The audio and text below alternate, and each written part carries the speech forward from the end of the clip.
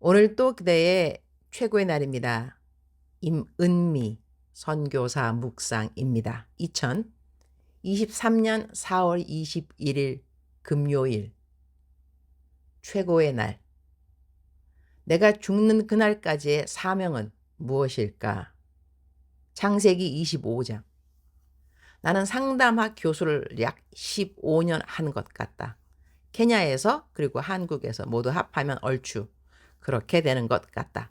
상담학으로 석사 학위를 시작하는 곳은 미국의 웨스트민스터 신학대학원이다. 교수님으로는 상담학을 한 사람이면 다 알고 있지 않을까 하는 제이 아담스 교수님에게 배웠다. 그러다가 내가 감리교 쪽으로 목사 안수를 받으려고 했기 때문에 학교를 교단 때문에 바꾸어야 한다고 해서 장로교 쪽인 웨스트민스터에서 이스턴 베프티스트로 바꾸었다. 거기에서 인턴십을 받아야 하는 과정에서 나는 워싱턴 DC 정신병원에서 학생 원목으로 1년간 인턴을 했다.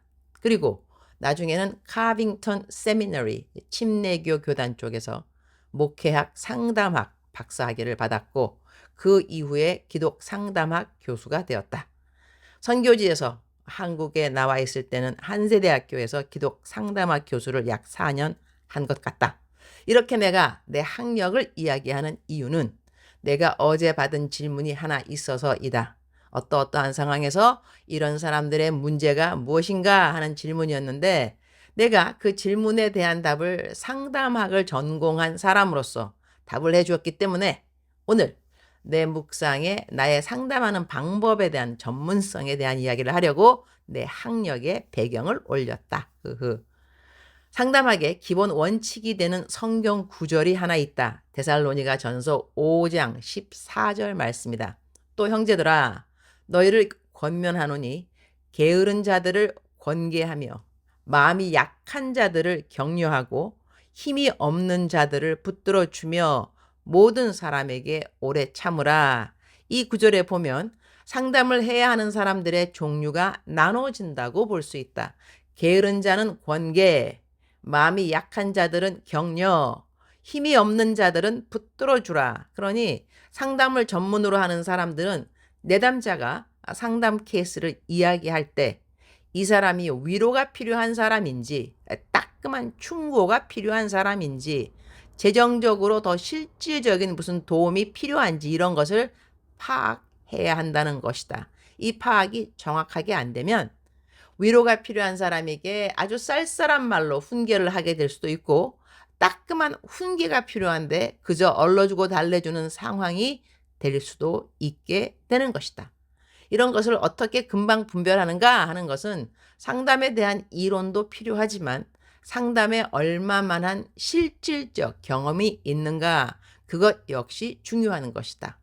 나는 상담학을 가르칠 때 학생들에게 한 사람은 상담자로 한 사람은 내담자로 상담을 하게 한다. 그리고 상담자가 무엇을 어떻게 고쳐야 하는지 왜 상담이 내담자에게 큰 도움이 못 되었는가 그런 것을 알려준다. 그리고 학생들끼리도 서로 관찰하면서 서로의 생각들을 이야기하게 한다. 상담의 가장 중요한 키는 일단은 경청이 된다. 경청이라는 것은 그냥 듣는 차원이 아니라 내담자의 마음을 읽어가면서 듣는 것에 올인을 하는 것을 말한다.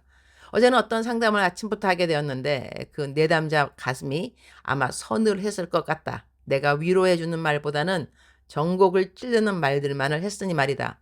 미안한 케이스이긴 하지만 상담을 많이 해본 나로서는 이 내담자는 지금 위로가 필요한 사람이 아니라는 것을 직감으로 알게 되는 때가 있다. 상담은 잘 마쳤고 그분은 큰 도움을 입었다고 했다. 상담이 잘 되었는가 안 되었는가는 그 열매는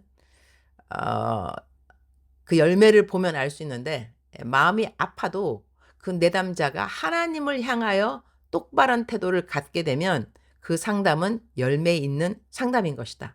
마음의 위로를 받는 자체가 상담을 잘 받은 것은 아니기 때문이다. 사람의 위로에는 한계가 있다.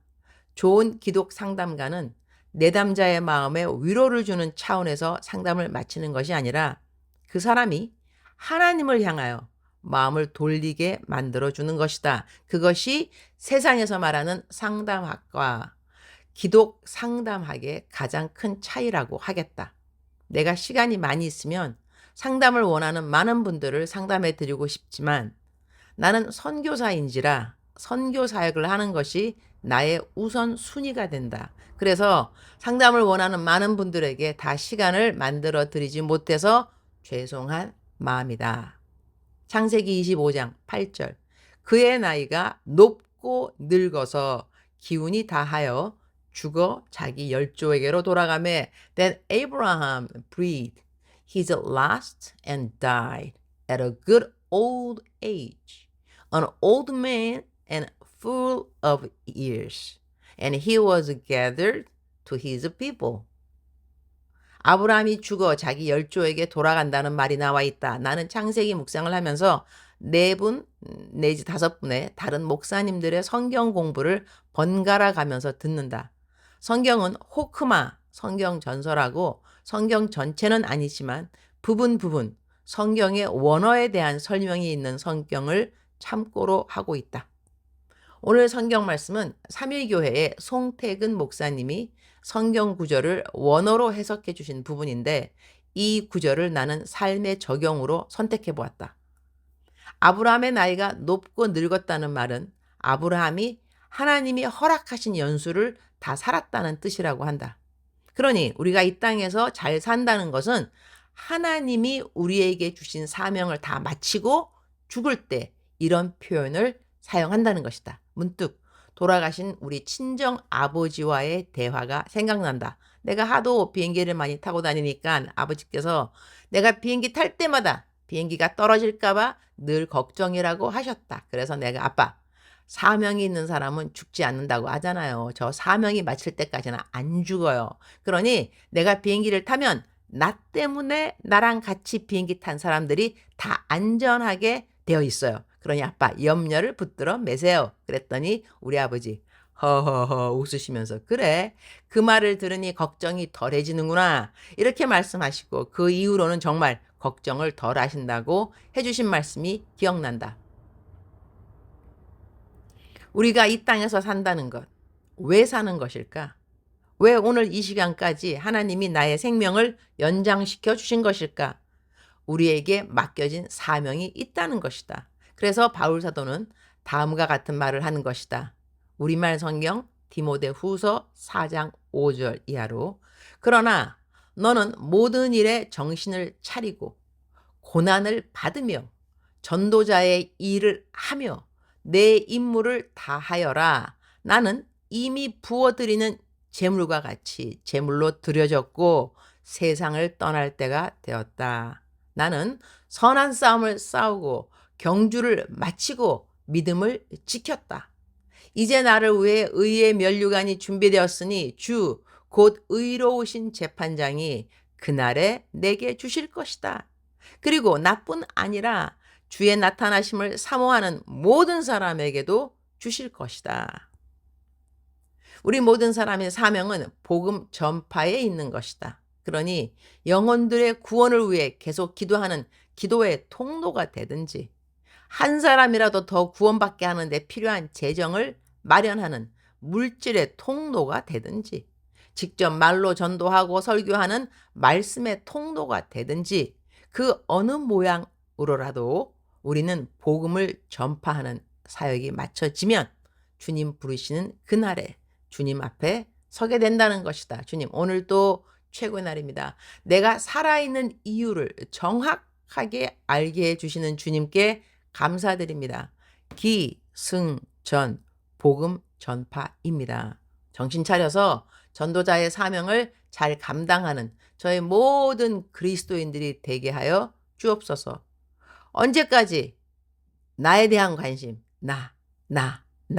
내가 잘하고 내가 못하고 내가 건강하고 내가 아프고 내가 손해보았고 그래서 나는 억울하고 나는 외롭고 나는 사람들이 사랑해 주지 않고